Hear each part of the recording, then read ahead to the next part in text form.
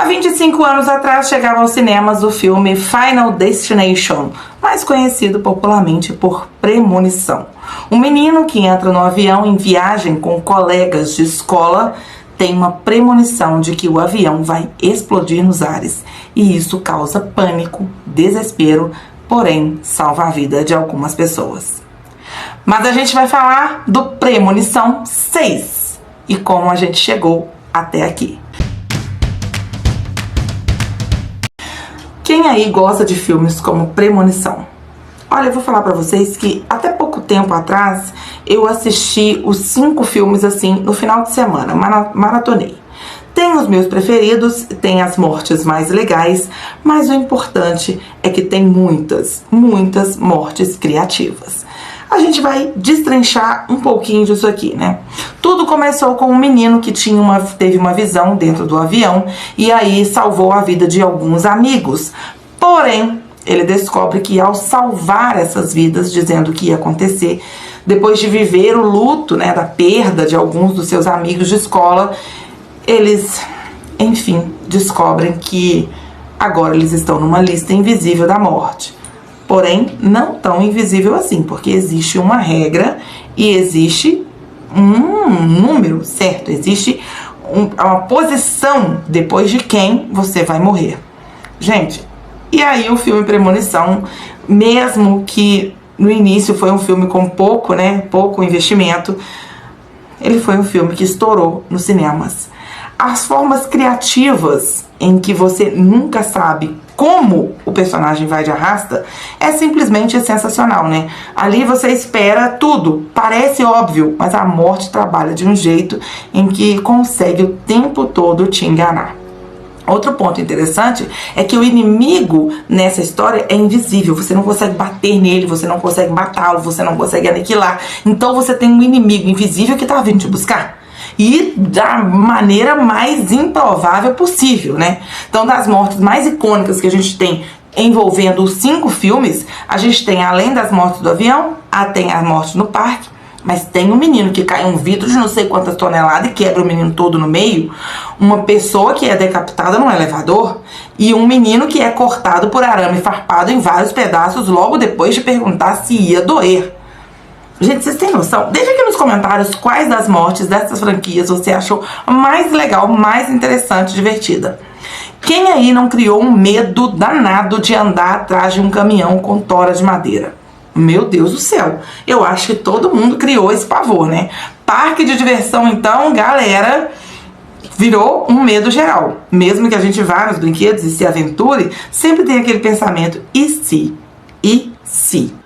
E embora os 5 primeiros filmes, né, tragam pra gente aquela ideia de que são pessoas que se conhecem, mas têm famílias, têm vidas, têm histórias completamente aleatórias às nossas, faz com que a gente tenha uma percepção de que, número 1, a morte chega pra qualquer um, ela vem na hora que tiver que vir, né? E a gente tá numa fila invisível, como diria Cláudio Duarte, que ninguém sabe o número da sua senha. Uma hora grita lá 73 e era você. E se era você, foi um prazer ter você por aqui deste tempo, tá bom? Muito obrigada.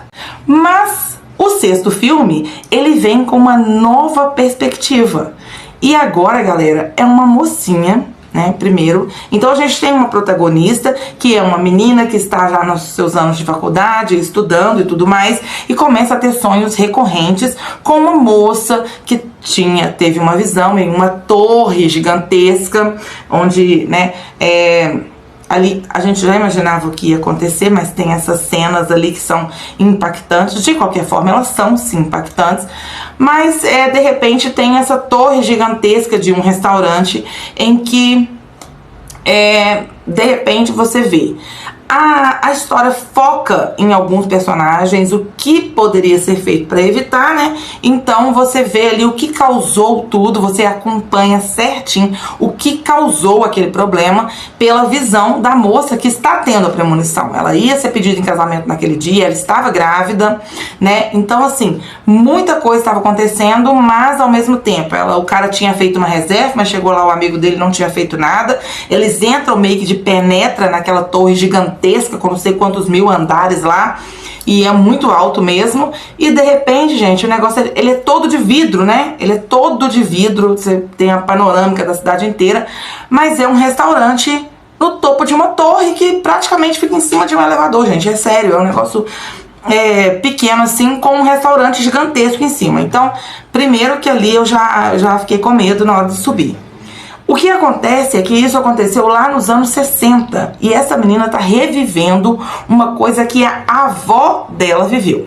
Nesse dia, a avó dela, que teve a premonição, salvou muitas vidas. Mas a morte não tá focada nessas vidas, por enquanto. Agora, nesse momento atual em que essa menina tá tendo a visão, são os descendentes dessa mulher que vão sofrer. Lembra que ela estava grávida? Que era para ela morrer, mas ela não morreu. Então, se ela não morreu, então, né, gente? Ela se casa com o amado dela que estava lá para pedir ela, mas a morte vem buscar. Então, vamos lá. Agora, todo esse problema envolve uma família inteira. Tia, mãe, vó, enfim, começa da avó pra baixo. Aí a gente tem um tio e a mãe dela que são completamente desestruturados da cabeça, porque essa avó criou eles de um jeito muito estranho, protegendo eles de tudo, amarrada numa cabana fechada, de forma que ninguém sabia, né? Ela tinha armadilhas contra a morte, galera, entendeu? Coisa louca. E assim, até pra ninguém entrar lá, pra não correr o risco de ela sair, porque ela sabia que quando ela saísse, a morte ia pegar ela, porque a morte já tinha pegado todos aqueles que estavam na lista dela pra morrer na torre. Então agora sobrou essa mulher. E essa mulher dali pra baixo é a descendência dela, tem que matar os filhos, tem que matar. Acontece que a morte esperou anos, porque só depois dela é que o povo ia morrer. E aí o que acontece?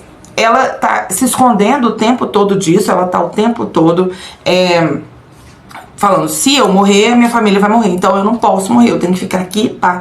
Mas ninguém entende ela, a única que consegue entender é a neta, galera, que vem depois disso, né? A neta vem nessas condições aí pra... Ela tem essas visões e fala, pô, nossa, meu Deus do céu, né? Aí, o que acontece? O que acontece? Essa menina resolve investigar isso, mas a família é contra. E aí a gente tem aquelas cenas em que ela resolve ir atrás da avó. Tava tudo bem, ela resolve ir atrás da avó. Ela quer saber, ela quer escrafunchar. Por mais que o tio dela já tenha falado, pelo amor de Deus, não vá. Mas ela vai. A mãe dela tá sumida pelo mundo nesse momento, tá, galera? Então assim, a gente não sabe. A mãe dela é deslocada, cresceu com essa velha doida, ficou assim. E ela resolve ir atrás dessa avó, que explica pra ela tudo o que aconteceu, dessa visão, o que foi, E a velha resolve ir atrás dela e falar, você tem que levar esse livro, você tem que levar. Quando a velha pisa pra fora, ela vai de arrasta. E aí a mãe dela volta, né, pra poder vir para o velório da mãe. E aí começa, galera, a história terrível de quem vai morrer depois de quem. Então, meu problema com esse filme foi o seguinte, poxa, todo mundo da mesma família e as pessoas não têm tempo nem de viver o luto de uma porque está o tempo todo preocupado em sobreviver porque vai ser o próximo. Tem todo um mistério. Durante muitas cenas do filme você imagina já como as pessoas vão morrer, mas eles conseguiram fazer de forma diferente, tá? Você acha que vai ser e não vai ser, você acha que vai ser e não vai ser. Eu achei que esse filme foi um pouco mais, como é que eu vou dizer? Um pouco mais arrastado que os outros, a minha opinião, tá, galera? Que eu achei, assim, que as mortes foram criativas, sim, mas algumas, assim, meio forçado, coisa que você fala assim, isso aí não aconteceria. Mas tá, os outros filmes também tem uma coisa assim, meio que isso não aconteceria e acontece. Mas eu achei que ele foi menos trabalhado nesse filme, sabe? Ele foi... Como é que eu vou dizer pra vocês, galera? Ele não me gerou em mim o mesmo amor, sentimento que eu tenho pelos outros filmes. Entendeu? Entendeu? É isso. Então eu acho que o que pegou pra mim foi essa coisa de ser todo mundo da mesma família e a gente esperar que cada um fosse de arrasta até o último, né?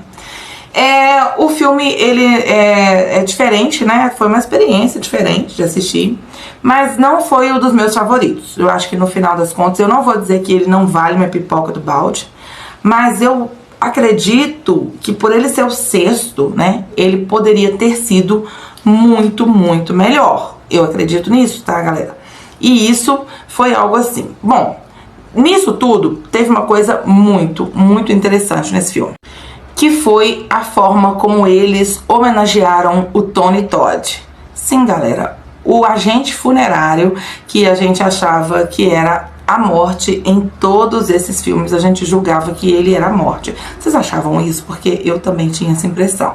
Nesse filme, a gente consegue entender quem é o agente funerário, né? O personagem do Tony Todd, que é o William, o nome dele é William Bloodworth.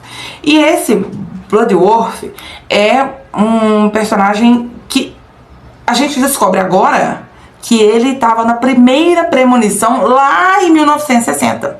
Ele era o filhinho da cantora, entendeu? Que estava cantando naquele restaurante lá no topo da montanha e que naquele dia ela não tinha ninguém com quem deixar a criança, deixou lá, né?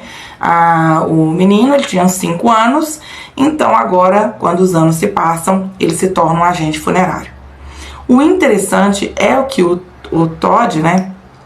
Tony Todd, ele estava também sofrendo da doença terrível, né, que é o câncer, e infelizmente ele faleceu em 2024. Tanto deu um final para ele na sequência de filmes, quando ele infelizmente teve o seu final na vida por uma doença terrível que, né, bom, enfim.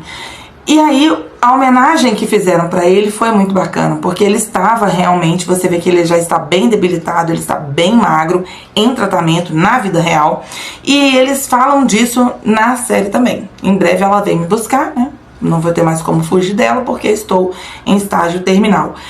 Isso foi uma homenagem muito bacana e um final de personagem ironicamente perfeito. E que acredito que até o próprio Tony, ele já sabia que isso iria acontecer, obviamente, que ele estava enfrentando uma doença terminal, mas a gente tem um fim para esse personagem. A gente tem um início dele, quem era aquele homem que só chegava e falava, olha, a morte tem um número, se você matar outra pessoa, blá, blá, blá, blá, blá, fazia aquela... Porque a gente sabia agora que ele realmente viveu aquilo desde os 5 anos de idade, driblando a Dona Morte, né? Interessante a gente saber disso. Mas essa homenagem póstuma também ficou muito legal, porque, querendo ou não, ele realmente entregou o seu melhor, né, antes de nos deixar. É triste a gente falar isso, mas eu entendi, galera, como uma homenagem também, tá, que fizeram pra ele. O ator é um ator, né, já muito querido, até de outros personagens que ele interpretou na vida, mas esse personagem foi o que mais marcou as pessoas que gostam de premonição, que o reconheciam. Sempre em outros filmes falava, é um agente funerário e tal, não sei o que. E, pelo menos comigo era assim. Eu já vi ele em outros filmes e eu falava, o cara do premonição. Mas é isso, né? Então, essa homenagem foi linda. O filme, não vou dizer que ele não vale uma pipoca do balde, tá, galera? Então, assim, ele tá aqui no Bora Pro Cinema justamente pra isso. Ele tá nesse quadro, Bora Pro Cinema. Mas, os outros são melhores. Essa é a minha opinião. Mas é um filme, entendeu? Vale. Não sei se vale um balde, mas meia pipoca eu acho que dá pra você comprar, pra você assistir esse filme aí, tá bom? É isso, galera, por hoje é só. Vou deixar aqui pra vocês de sempre, o recadinho de sempre, né, galera? Se inscreva no canal, vai lá, se inscreve no canal, deixe seu like, né? Ajuda a gente a crescer, vem crescer junto com a gente aqui no YouTube.